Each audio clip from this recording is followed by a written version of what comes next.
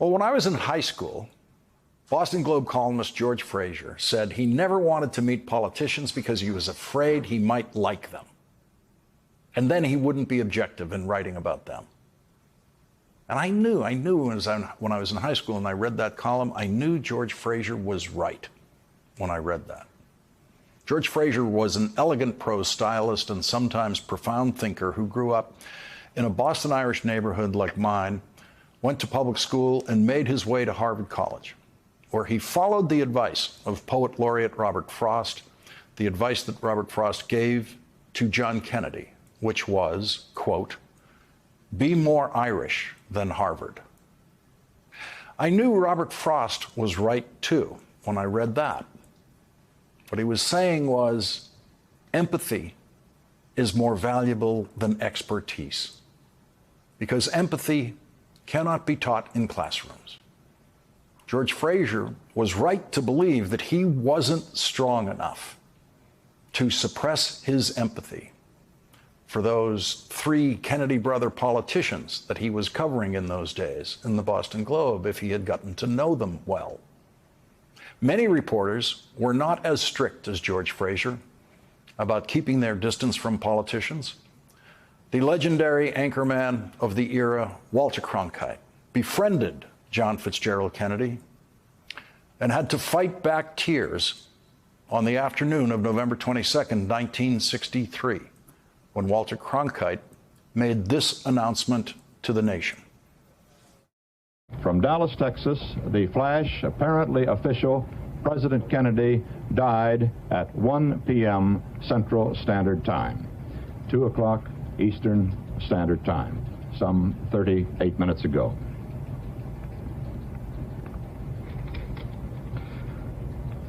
Vice President Lyndon Johnson has left the hospital in Dallas, but we do not know to where he has proceeded. Joe Biden was 21 years old on that day, eagerly awaiting the chance to vote for the very first time in his life in the next presidential election, when he was supposed to get to cast his first vote for the re-election of John F. Kennedy, the first president who was just like him, Catholic and Irish American. Joe Biden didn't need a world-renowned poet to remind him of the importance of empathy, which I discovered very quickly about Joe Biden when I was working for Senator Daniel Patrick Moynihan in the United States Senate in the 1990s, and I got to know and work with Joe Biden. It never occurred to me then that there would come a time when I would be working in a news organization covering Joe Biden, especially since this news organization, MSNBC, didn't even exist at the time. When I got into this line of work, it was too late for me to observe George Fraser's rule of not meeting politicians. My very first guest on this program 13 years ago was my friend, the Vice President of the United States, Joe Biden. You and I had a mutual friend, Pat Moynihan. When you were running his show and I was his colleague, a majority in the Senate used to mean 51 votes. Since we've gotten elected, Barack Obama and Joe Biden, there's a new majority in the Senate, 60 votes. What the president's been able to do has been truly remarkable with the help of a Democratic Congress. And so those who didn't get everything they wanted, it's time to just buck up here, understand that we can make things better, continue to move forward, but not yield the playing field to those folks who are against everything that we stand for in terms of the initiatives we put forward. You know, I didn't think of myself as running Pat Moynihan's show. Liz Moynihan ran Pat Moynihan's show, as you can remember. That's true. Imagine if President Joe Biden had 60 Democrats in the Senate. What he did with 50 was a political miracle that I did not think was possible. I marveled watching Joe Biden as president manage legislation that, in my legislating experience, simply could not be done without a big Democratic majority in the Senate. Wherever you rank Joe Biden in legislative achievements by presidents, If you factor in degree of difficulty, because he only had 51 votes in the Senate, including the vice president, then Joe Biden moves right up to number one. Franklin Delano Roosevelt had massive Democratic majorities in the House and the Senate to enact Social Security and so many other important advances in the way we live. Lyndon Johnson had massive Democratic majorities in the Senate and the House when he passed what would otherwise have been difficult legislation. None of those previous presidents could possibly have accomplished what Joe Biden accomplished with such a narrow majority, and none of them would have understood the budget rules of the Senate, because there were no budget rules of the Senate and no budget committees during the Roosevelt era or even during Lyndon Johnson's time. In the last few weeks, when Joe Biden watched, surely with some degree of shock, as friends of his turned against him and then spoke against him or offered forums for others to speak against him, I was not one of them. I knew that many of those people found it very painful to urge Joe Biden to step down, and that many of them were doing all of that for what they firmly believed was the good of the country. I just didn't read the polling evidence the same way that they did. And I definitely believed that it was still very possible for Joe Biden to win, as I now believe that Kamala Harris is probably on her way to winning. I am not a big believer in risk-taking in politics, and so it seemed to me that the best option was to stick with Joe Biden. And the only person who could convince me otherwise would have to be Joe Biden. Not because I had violated the George Fraser rule and gotten to know Joe Biden too well. It was because I knew his work too well.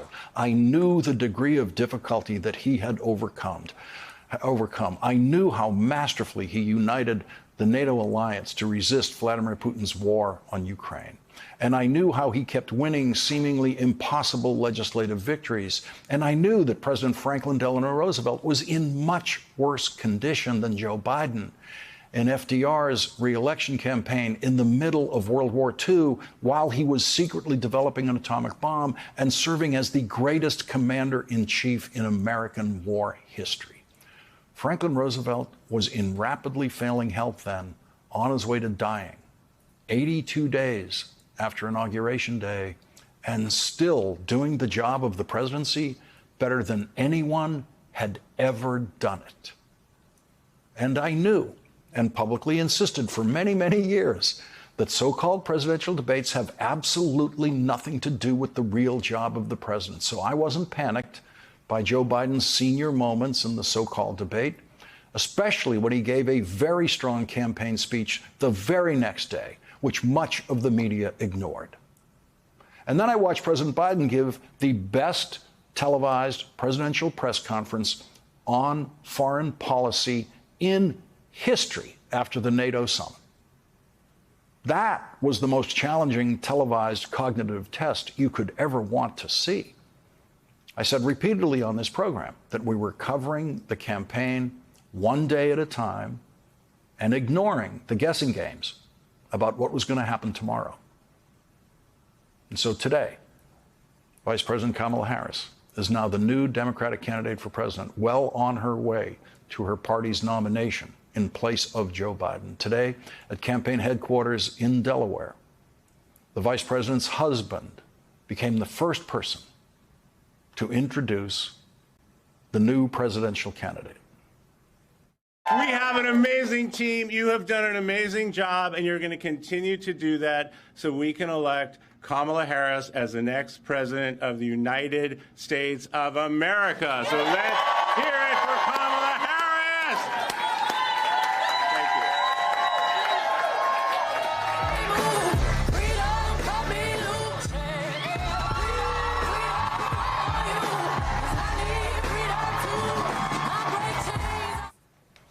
He got to be the first to say, the next president of the United States of America, Kamala Harris. President Biden, still recovering from COVID, made his first public comments by phone to his former campaign workers before Kamala Harris spoke to them, those campaign workers who are now all Harris campaign workers.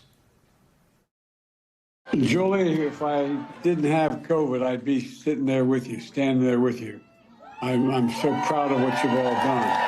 And but this COVID, keeping me out of people's hair for the next 3 or 4 days. But I'm going to be on the road, and I'm not going anywhere. It's kept me away a little bit, but you know, I want people to remember that what we have done has been incredible, and we get so much more we're going to get done. And so I want to say hello to Kamala. If she can hear me, I know she's going to be speaking shortly. And I want to say to the team, embrace her. She's the best. I want to call today to thank everybody in this effort. I know yesterday's news was surprising, and it's hard for you to hear, but it was the right thing to do.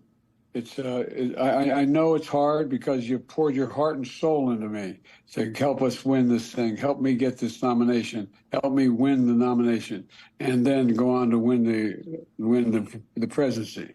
But you know, you're an amazing team. But we've got a great. I think we made the right decision. I know how hard you've worked, how many sacrifices you've made, and so many of you uprooted your lives for me, and the kind of commitment few people make for anything these days, but you made it. And I've been honored and humbled. I mean this from the bottom of my heart. My word is a Biden, that for all you've done for me and my family. And we built the best campaign in organization in history. I've been doing this, I always kid and say, I know I'm only 40, but I've been around a long time. I don't know of a better campaign organization, grassroots campaign. You know, we have over 230 offices opened. We have over 2,000 paid staff. And we have literally several thousand volunteers on a regular basis, thousands of them. And they've been relentless and tireless in reaching out and contacting voters. The leadership of this campaign has been amazing. Jen O'Malley Dillon, Julie Quinton, Michael Tyler, Rob Flaherty, Rufus on raising money, and so many more. You built this team, you brought them together, you brought us together, you've inspired them, and you've done what leaders do.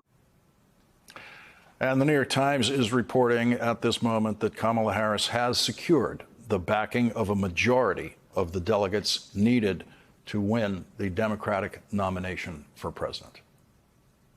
Those 230 campaign offices that you just heard Joe Biden talking about and the thousands of staff are now working in service to the Harris for President campaign. I've got 6 months left of my presidency. I'm determined to get as much done as I possibly can, both foreign policy and domestic policy. Keep lowering costs for families, continue to speak out on guns and child care, elder care, prescription drugs, and climate. Climate still is the existential threat that we face, and if we don't win this thing, it's all in jeopardy.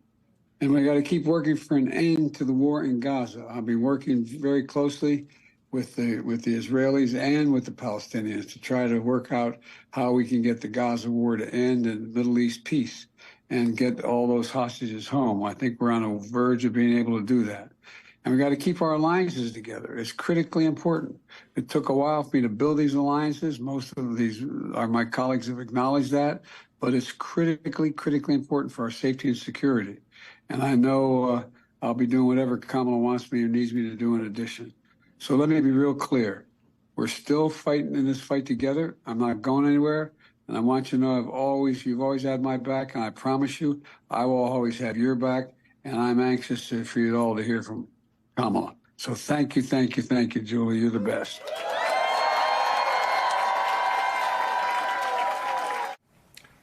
That room was filled with love for Joe Biden today. And after President Biden spoke, he stayed on the line to listen to the presidential candidate whose campaign Joe Biden launched flawlessly. And then Joe Biden passed the torch to Kamala Harris. It is so good to hear our president's voice. Joe, I know you're still on the call, and we've been talking every day. You guys heard it from Doug's voice. We love Joe and Jill. We really do. They truly are like family to us. And we do, everybody here does. It's mutual. I knew you were still there. You're not going anywhere, Joe. I'm watching you, kid. I love you. I love you, Joe. Oh. And then Vice President Harris thanked everyone at the campaign headquarters, everyone who had just been through a weekend unlike any other in American campaign history.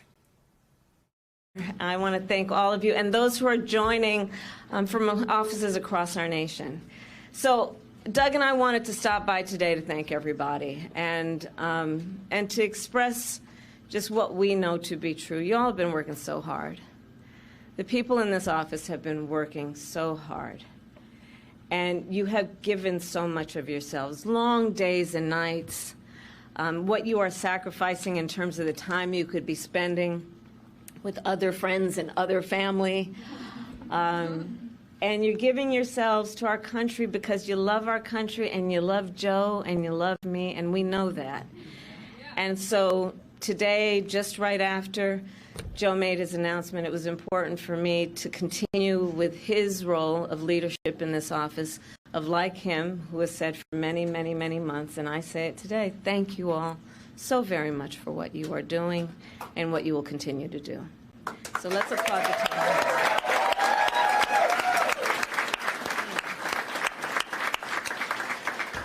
And I know it's been a roller coaster, and we're all filled with so many mixed emotions about this. I just have to say, I love Joe Biden. I love Joe Biden, and I know we all do, and we have so many darn good reasons for loving Joe Biden. And I have full faith that this team will be the reason we win in November. You all who are here. And as Julie always says, and I will quote the great Julie, we are one team, one fight. One team, one fight. One team, one fight. Vice President Harris announced she is keeping all of the team in place, including campaign manager Jen O'Malley Dillon, who was the successful campaign manager of the Biden-Harris campaign 4 years ago. The qualities that Beau revered the most are the same qualities that I see every day in our president. His honesty, his integrity, his commitment to his faith and his family, his big, big heart, and his deep love of our country. And I don't need to tell you all, you know Joe's background, right? I mean, he grew up in a middle-class family in Scranton, and he has never forgotten where he comes from. And so, again, I am a first-hand witness from being with him in the Oval Office to the Situation Room and seeing him on the global stage with world leaders. President Joe Biden fights for the American people, and we are deeply, deeply grateful for his service to our nation.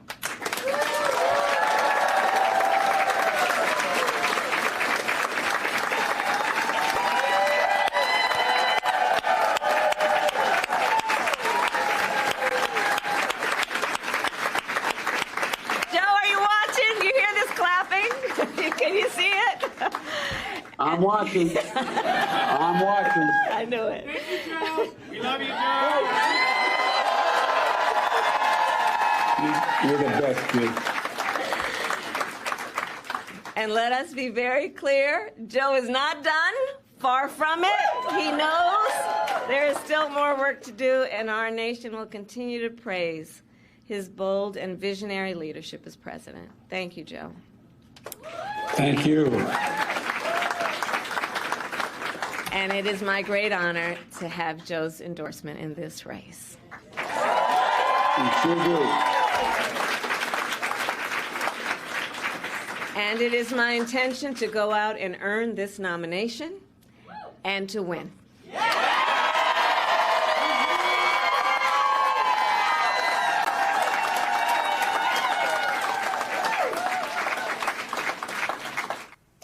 And Vice President Harris had a few words for the candidate she's now running against. Before I was elected as vice president, before I was elected as United States Senator, I was the elected Attorney General, as I've mentioned, of California. And before that, I was a courtroom prosecutor. In those roles, I took on perpetrators of all kinds.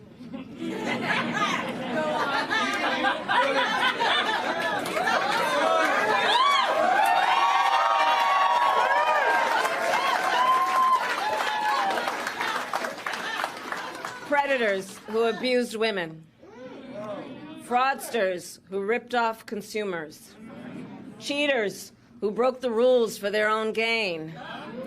So hear me when I say, I know Donald Trump's type.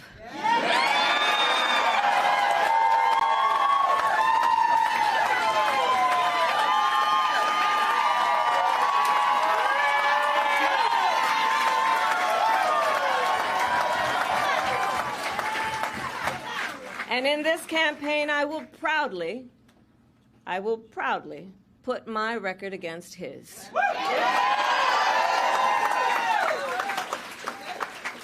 As a young prosecutor, when I was in the Alameda County District Attorney's Office in California, I specialized in cases involving sexual abuse. Donald Trump was found liable by a jury for committing sexual abuse. As Attorney General of California, I took on one of our country's largest for-profit colleges and put it out of business. Donald Trump ran a for-profit college, Trump University, that was forced to pay $25 million to the students it scammed. As district attorney, to go after polluters, I created one of the first environmental justice units in our nation. Donald Trump stood in Mar-a-Lago and told big oil lobbyists he would do their bidding for a $1 billion campaign contribution. During the foreclosure crisis, I took on the big Wall Street banks and won $20 billion for California families, holding those banks accountable for fraud. Donald Trump was just found guilty of 34 counts of fraud. But make no mistake, all of that being said, this campaign is not just about us versus Donald Trump. There is more to this campaign than that. Our campaign has always been about two different versions of what we see as the future of our country, two different visions for the future of our country. One focused on the future, the other focused on the past. Donald Trump wants to take our country backward to a time before many of our fellow Americans had full freedoms and rights. But we believe in a brighter future that makes room for all Americans.